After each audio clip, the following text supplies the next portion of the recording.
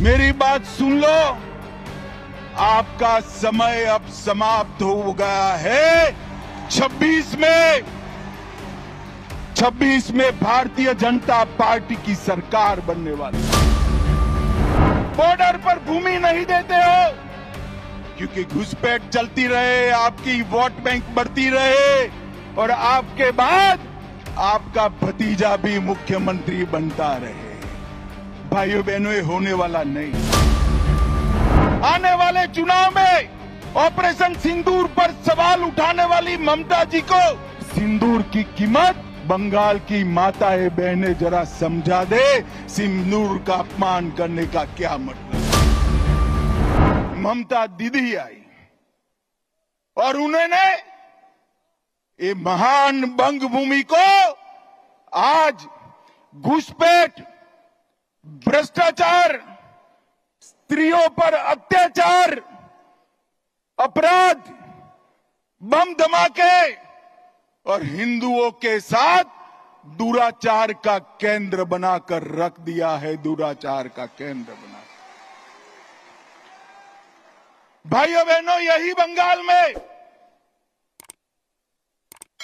चुनावी हिंसा सेशन के बाद, जब टीआर सेशन सीईसी बने, उसके बाद पूरे देश में चुनावी हिंसा बंद हो गई।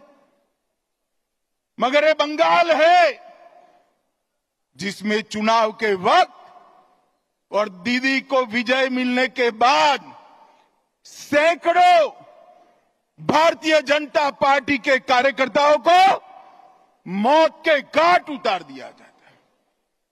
दीदी, कब तक बचाओगी उनको? मेरी बात सुन लो, आपका समय अब समाप्त हो गया है। 26 में भारतीय जनता पार्टी की सरकार बनने वाली। और मैं सारे हजारों की संख्या में बैठे हुए मेरे मंडल के पदाधिकारियों को ये वादा करना चाहता हूं कि यहां तृणमूल की सरकार जाते ही हमारे कार्यकर्ताओं के हत्या के अपराधियों को जमीन में गाड़ा है तो भी बाहर निकालकर सजा करने का काम करें। लोकतंत्र के अंदर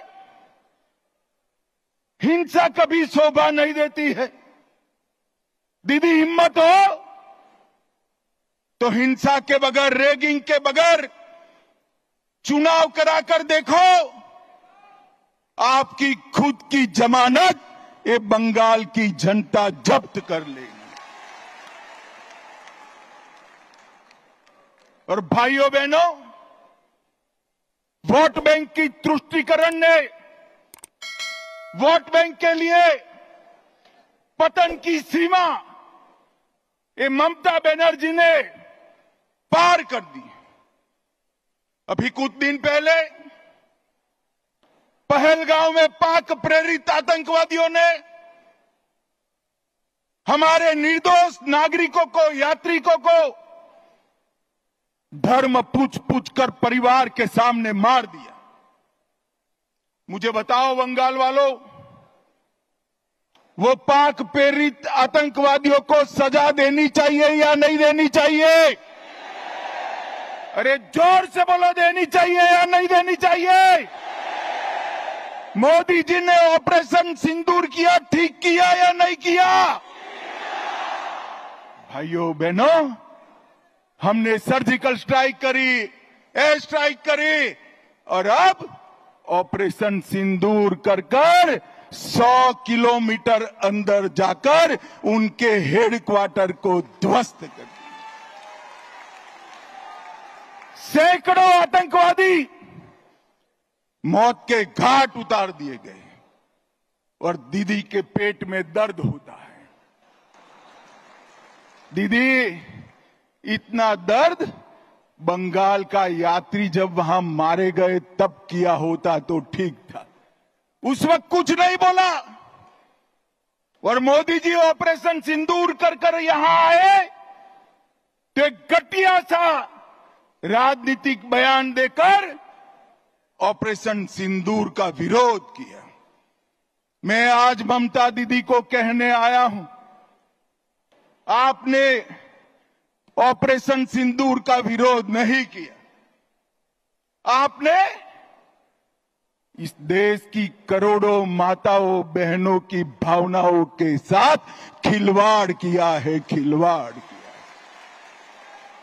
और मैं बंगाल की मातृशक्ति को भी अपील करने आया हूं, आने वाले चुनाव में ऑपरेशन सिंदूर पर सवाल उठाने वाली ममता जी को सिंदूर की कीमत बंगाल की माताएं बहनें जरा समझा दे, सिंदूर का अपमान करने का क्या मतलब होता है।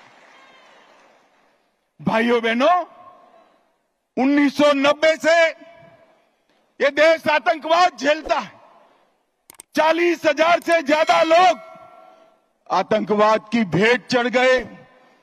ये कांग्रेस की सरकारें, यूपीए की सरकारें, इंडिया अलायंस की सरकारें, जिसमें ममता बनर्जी भी मंत्री थी, कुछ नहीं करती थी। नरेंद्र मोदी सरकार आने के बाद गोली का जवाब गोले से देने की शुरुआत नरेंद्र मोदी ने